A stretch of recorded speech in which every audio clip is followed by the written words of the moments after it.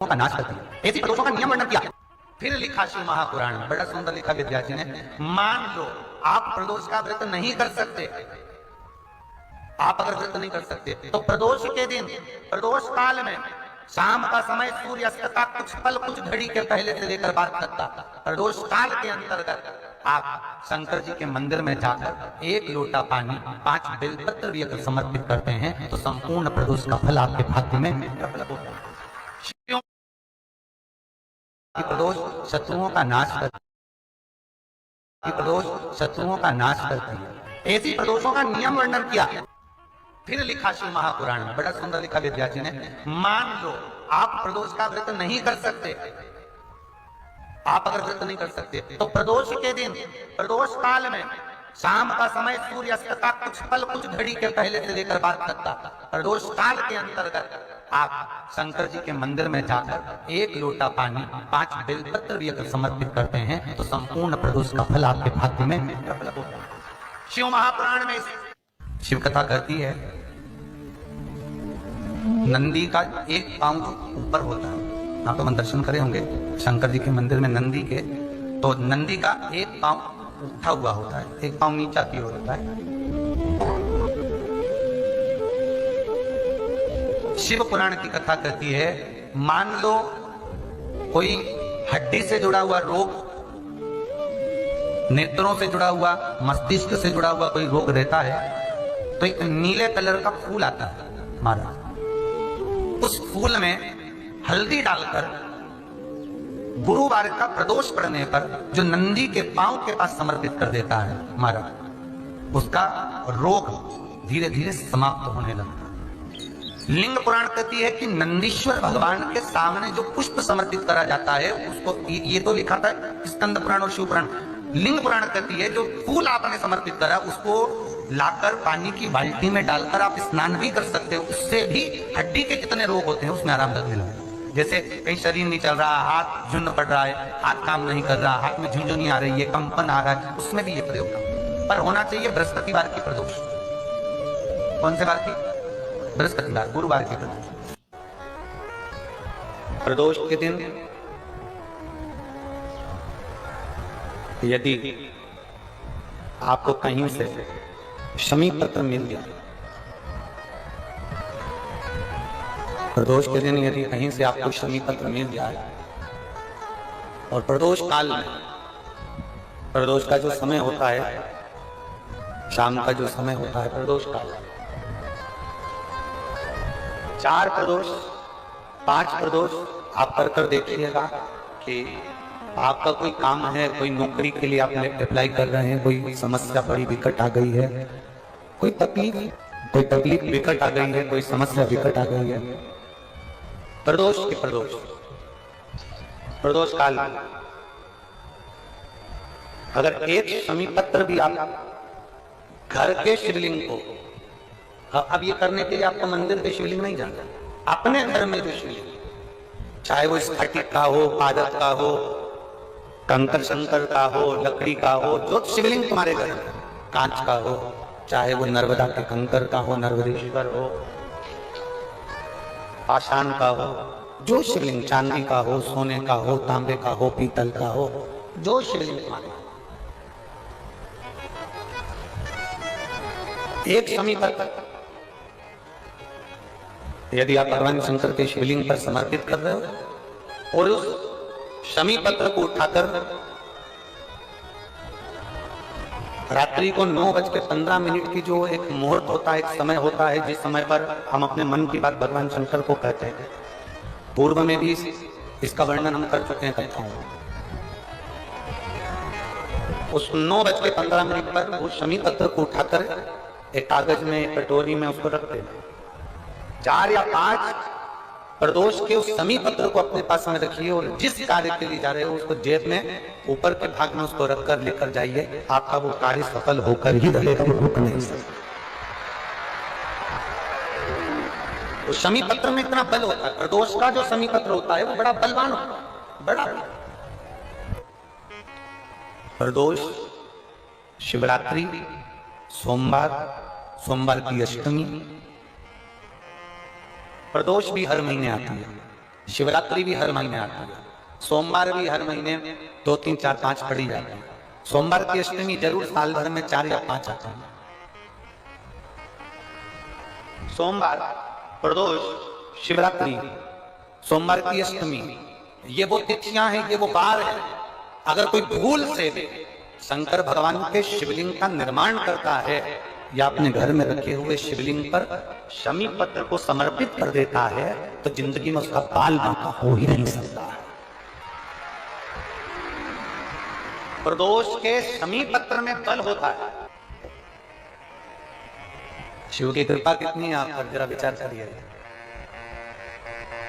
जगह जगह जाकर प्रार्थना कर ली, निवेदन कर लिया, तो भी तुम्हारा अगर कोई काम ना बने तब एक काम जरूर करना, एक बेलपत्र, एक शमी पत्र, एक कनेर का फूल देवाधिदेव महादेव को प्रत्येक प्रदोष के दिन शिव जी को जल चढ़ाकर समर्पित करना प्रारंभ कर दो। 2 या 3 प्रदोष निकलेगी, मेरा देवाधिदेव महादेव तुम्हारी झोली खुशियों से भर। किसी भी प्रदोष के दिन, प्रदोष काल में एक बार लगा दे, उसके बाद में अपनी कामना कर बेलपत्री को एक छोटा सा उपाय अवश्य करिए।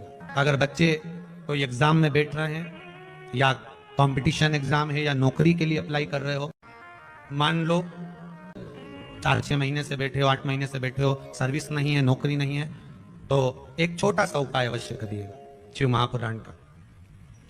महाराज बेलपत्री के पेड़ के नीचे विराजमान होकर, बेलपत्री के पेड़ के नीचे जिसको नौकरी के लिए या एग्जाम में बैठ रहा है वो जल चढ़ाए, बेलपत्री के पेड़ के नीचे थोड़ा सा दूध चढ़ाए, फिर जल चढ़ाए और अपने राइट भाग में घी का दिया और अपने लेफ्ट भाग में तेल का दिया।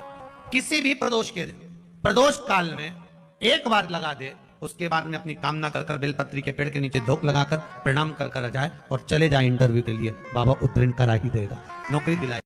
जितने जम के तो बोलो जरा, जानते हो ना सब, मिट्टी का पार्थिव शिवलिंग का निर्माण जब हम करते हैं तो दुनिया के लोगों को लगता है कि हमने शिवलिंग बनाया एक,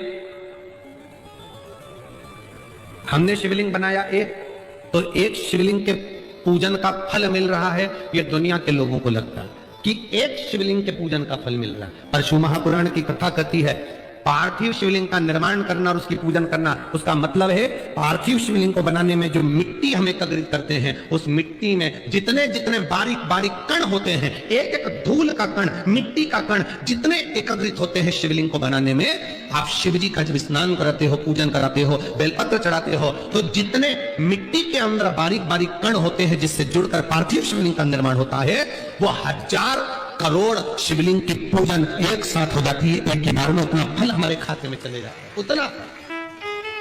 शंभो शरणे घड़ी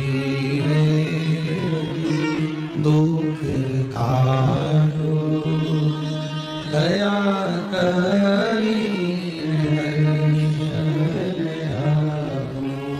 शंभो शरणे मानो घड़ी रे दुख कारो दया करी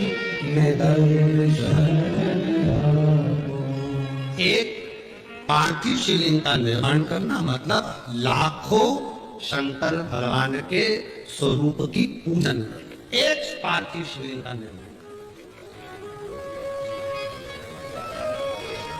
आप में से कितने लोग हैं जो महीने में, 2 महीने में, 6 महीने में एक बार पार्थिव बनाते हैं? उठाओ जरा हाथ। एक आध बार पार्थिव बनाते हो? कुछ मत करो, आज अमरावती की इस पवित्र धारा से एक संकल्प ले लो कि महीने में जो हर महीने शिवरात्रि आती है, मैं महीने की हर महीने जो शिवरात्रि आती है उस शिवरात्रि पर अपने गमले में, घर में जो मिट्टी हो, गमले में मिट्टी हो, पेड़ पौधे की जो मिट्टी हो, अपने गमले की ही मिट्टी को वहीं पर ऊपर उठाकर उसी गमले के अंदर शिवलिंग बनाकर वहीं पर पूजन कर वहीं पर उसका विसर्जन कर दूंगी। उसका भी जो पुण्य है उतना ही मिलेगा जितना पार्थिव शिवलिंग के पूजन। कोई नियम बना लो कि 1 महीने में एक बार मुझे पार्थिव बनाना,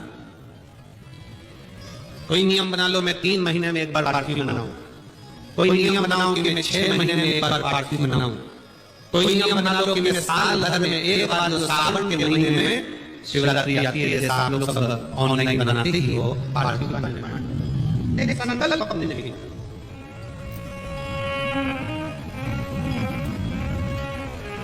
संकल्प का फल बाबा क्या देगा ये आपको बात मालूम पड़ेगा, वो क्या देगा वो बात मालूम।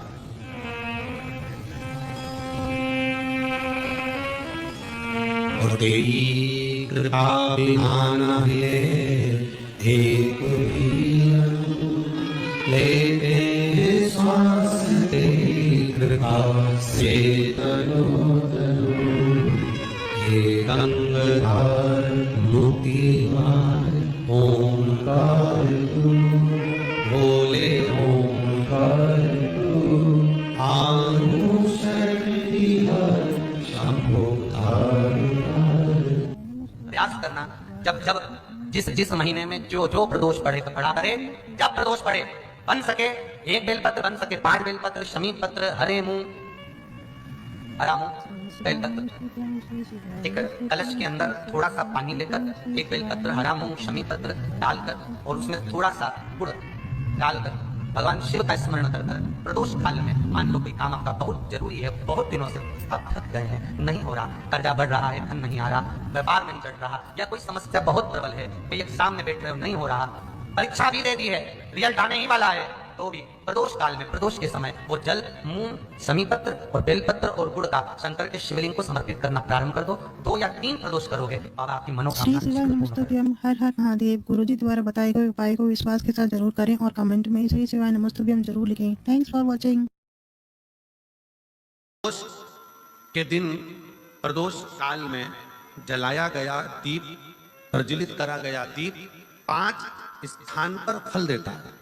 प्रदोष के दिन, प्रदोष काल में लगाया गया दीपक 5 स्थान पर फल देता है। पहला स्थान, अगर हमको या हमारे परिवार में किसी को काल सर्प दोष है तो हमारा प्रदोष का लगाया गया दीपक कहीं पूजन मत कराओ, वो दीप जलाने से ही काल सर्प दोष समाप्त होता चलेगा।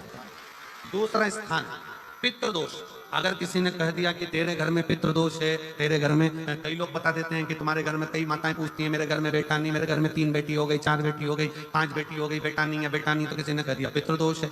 अब तुम शंकर जी की पूजन कर रहे हो, शंकर जी पे जल चढ़ा रहे हो, शिव की स्तुति कर रहे हो, तो किसी किसी की यहाँ 3 बेटियों के बाद, 4 बेटियों के बाद, एक माता ने तो लिखा है कि उसके यहाँ 2008 में उसके घर में लड़की ने जन्म लिया था, या 2008 में उसके घर में बच्चे ने जन्म लिया था, लड़की ने, उसके बाद फिर लड़की ने जन्म लिया और उसके बाद उसके घर में कोई पुत्र का योग नहीं बना, तब उसने प्रदोष के समय पर शाम को दिया लगाना प्रारंभ करा और 2008 में बच्ची जन्मी थी और अब 2024 में उसके घर में लड़के ने जन्म लिया।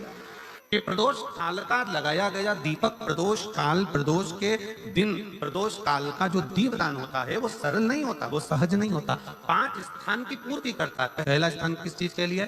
काल सर्प दोष के लिए। दूसरा, पितृदोष।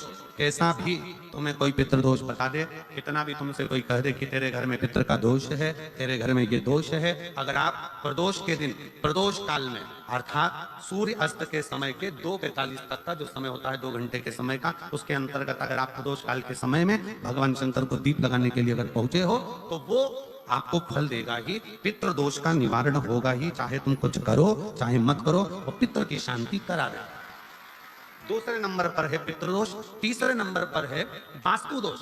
हमारे घर का, अब एक बहुत सावधानी से श्रवण करने वाला विषय है, वंश की वृद्धि नहीं है। 30 वर्ष शादी के हो गए, 40 वर्ष शादी के हो गए और औलाद है ही नहीं। डॉक्टर ने भी हाथ ऊंचे कर दिए, टेस्ट पे भी करवाया, IVF करवाया, सब कुछ तुमने करवा लिया, तो भी औलाद नहीं है। तब आखिरी में एक काम चालू करो, प्रदोष का दिन दोनों पति पत्नी व्रत चालू कर दो प्रदोष का, और प्रदोष काल में शाम के समय जाकर एक ही दिए में 2 लंबी बाती जानते हो ना, रुई की लंबी कपास की बाती 2, और दोनों बाती एक ही दिए में रखकर पति पत्नी दोनों उसको प्रज्वलित करना प्रारंभ करें, बाबा संतान देकर ही रहेगा, औलाद आएगी ही। दीप की जो बाती में अंतर आ जाता है, एक गोल बाती में और लंबी बाती में अंतर आता है, बहुत अंतर आता है। पितरों के लिए गोल बाती का प्रयोग बहुत कम होता है हमारा, देवी जी के लिए, माता रानी के लिए, जगत जननी के लिए गोल बाती का प्रयोग बहुत कम होता है हमारा, ध्यान रखिएगा। एक पितर के लिए, एक जगत जननी जगदम्बा दुर्गा भवानी के लिए गोल बाती का प्रयोग कम होता है, लंबी बाती का प्रयोग ज्यादा होता है। क्यों? क्योंकि हमारे घर की कुल देवी और हमारे घर के पितर हमारे वंश की वृद्धि करें, इसलिए लंबी बाती रखी जाती है, जिससे हमारा वंश बहुत लंबा चले, बहुत उन्नति की ओर बढ़े, इसलिए लंबी बाती का प्रयोग किया। शिव महापुराण की कथा कहती है 5 जगह पर हमारा जलाया गया एक दीप जो प्रदोष के दिन प्रदोष काल में लगाया जाता है, 5 जगह पर भारी पड़ता है। पहले नंबर पर जम के बोलते जाओ, काल सर्पदोष। दूसरे नंबर पर पितृदोष। तीसरे नंबर पर घर का वास्तु दोष। हमारे घर में कितना भी वास्तु दोष है, कोई ने कह दिया यहाँ बाथरूम नहीं बनना थी, यहाँ पर शौचालय नहीं बनना था, यहाँ सीढ़ी नहीं बनना थी, वो सीढ़ी वहां बनना थी, ये सीढ़ी वहां बनना थी। तुम पूरा घर तोड़वा के देख लो, उसके बाद में जैसा वास्तु वाले हैं वैसा करा कर देख लो, उसके बाद भी तुमको शांति नहीं मिले तो समझ लेना कि तुम्हारे घर में वास्तु दोष तो तुमने दिखाकर समाप्त कर लिया, फिर भी वो समाप्त नहीं हो रहा। तो प्रदोष काल का लगाया गया प्रदोष के समय का दिया आखिरी में वास्तु दोष को भी समाप्त कर देता है और उसमें भी फल प्रदान करता है। काल सर्प दोष, पितृदोष, वास्तु दोष। चौथे नंबर पर 1 रुपया कमाया, 1.25 रुपये खर्च हुआ, पैसा आया गया, ये चौथे नंबर का। व्यापार में थोड़े दिन दुकान अच्छी चली, थोड़े दिन बैठ गए, थोड़े दिन काम चला, थोड़े दिन बैठ गए, गाड़ी चली, थोड़े दिन फिर बैठ गए, अर्थात हमारी फैक्ट्री थोड़े दिन चली फिर बैठ गए, कहीं ना कहीं तकलीफ, थोड़े दिन खाते थोड़े दिन रोते वाला चल रहा है। तो प्रदोष काल का, प्रदोष के समय का दिया इस दुख को समाप्त कर कर रेगुलर एक जैसी सांझी, एक जैसी लक्ष्मी की वृद्धि करते चले गए प्रदोष काल का।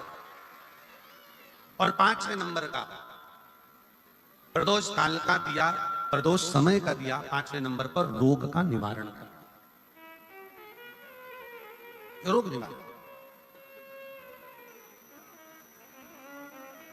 ये 5 स्थान जो बताए गए हैं प्रदोष काल के दिन, प्रदोष के दिन दीप प्रज्वलन के। प्रदोष व्रत का इतना महत्व है महाराज। ये प्रदोष व्रत होता क्या है? प्रदोष व्रत का महत्व क्या है? शिव महापुराण की कथा कहती है शंकर भगवान का प्रदोष का व्रत, अर्थात चंद्रदेव को जो क्षय रोग हो गया, बीमार पड़ गए, शरीर गलकर नीचे गिरने लगा, तब देवर्षि नारद ने भगवान चंद्र को शंकर भगवान के पूजन का विधान बताया और पूजन करते करते त्रयोदशी तिथि आ गई, जिस त्रयोदशी के दिन चंद्रदेव ने सुबह से शाम तक कुछ नहीं खाया।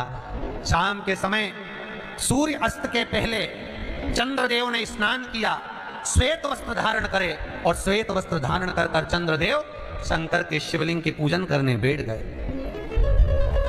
शंकर भगवान के शिवलिंग के पूजन जब चंद्रदेव ने करी, हाथ में अक्षत लेकर चंद्रदेव ने शंकर को समर्पित करे, ओम उमापति नमः कहकर जब चंद्रदेव ने शिव को समर्पित करे, भगवान शंकर त्रयोदशी के दिन प्रदोष समय में, प्रदोष काल में प्रकट हो गए और प्रकट होकर बोले, हे चंद्र, तुमने आज मेरा अनुमोदन किया है, आज मेरा स्मरण किया है, जाओ आज त्रयोदशी के दिन प्रदोष काल में मैं तुम्हारे शरीर को स्वस्थ करता हूं। तब से ये प्रदोष व्रत प्रारंभ हुआ है। किसने करा है प्रदोष व्रत? भगवान विष्णु ने करा था। जब घोड़े का मुंह लगा, हयग्रीव अवतार, लक्ष्मी जी हंस दी थी तो घोड़े का मुंह भगवान विष्णु का लगा, तब भगवान विष्णु ने प्रदोष व्रत करा था। भगवान विष्णु प्रदोष व्रत 11, 26 अवश्य करना चाहिए, या तो 11 करो या 26 करो, करना चाहिए। प्रदोष कोई साधारण सा व्रत नहीं है, प्रदोष कोई निम्नता व्रत नहीं है, सहजता का। एक एक प्रदोष का महत्व शास्त्र वर्णन करता, शिव महापुराण कहती है एक एक प्रदोष का महत्व। एक एक प्रदोष, सोमवार की अगर प्रदोष पड़ती है, बहुत ध्यान से सुनना महाराज, सोमवार की प्रदोष पड़ती है तो शंकर भगवान कैलाश पर निवास करते हैं। मंगलवार की प्रदोष पड़ती है तो शिव काशी में निवास करते हैं। बुधवार की प्रदोष पड़ती है तो शिव रजत भवन में निवास करते हैं। गुरुवार की प्रदोष पड़ती है तो शिव गंगा के स्थल पर निवास करते हैं। शुक्रवार की अगर प्रदोष पड़ती है तो शिव नीलकंठ पर विराजमान होते हैं।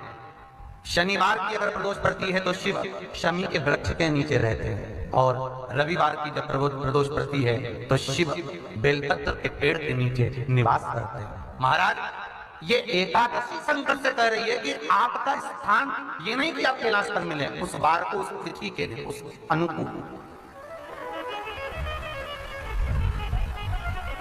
देता है। हमारे यहाँ कहते हैं सोमवार की जो प्रदोष पड़ती है वो इच्छा पूर्ति करती है, मंगलवार की प्रदोष रोग से मुक्ति देती है, बुधवार की प्रदोष कामना की पूर्ति करती है, गुरुवार की प्रदोष शत्रुओं का नाश करती है, शुक्रवार की प्रदोष सुख और शांति देती है, शनिवार की प्रदोष संतान का सुख देती है, और रविवार की प्रदोष जो काम दुनिया में कोई नहीं कर सकता वो फल की प्राप्ति रविवार की प्रदोष करा देती है। महाराज ऐसी प्रदोषों का नियम वर्णन किया चाहिए। भगवान कहते ठीक है तू थोड़ी देर खड़ी हो। एकादशी सम्मुख खड़ी हुई, पार्वती जी ने जिस अंगुष्ठ का जल पीने के लिए लिया था हाथ में, बस पीने ही वाली थी, शंकर भगवान ने वही हाथ में जल लेकर एकादशी के हाथ में उसको देकर कहा ले, ये मेरे द्वारा निर्मित एक व्रत है जिसे त्रयोदशी के दिन तूने मांगा है, मैं तुझे देता हूँ।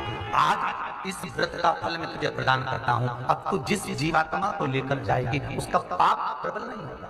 किसी स्त्री पुरुष बालक बुजुर्ग जो भी होगा जिसने प्रदोष का व्रत करा होगा वो जीवात्मा को तू किसी फल की कामना से नहीं स्वतः ही लेकर चली जाए, उसमें कोई कामना नहीं है। बन सके जीवन में 11 प्रदोष या 26 प्रदोष करने के बाद आप उसका उद्यापन कर विराम भी दे सकते। और जीवन में एक बार प्रदोष का व्रत मौका मिले, जिस कामना से जिस दिन का भाव आपके मन में आए कि मुझे रोग से मुक्ति पाना है तो ये प्रदोष मुझे करना है भाई, और रोग मुक्ति के लिए हम जो भी आपके मन में आ रहा है, संतान प्राप्ति के लिए शनि चरी प्रदोष,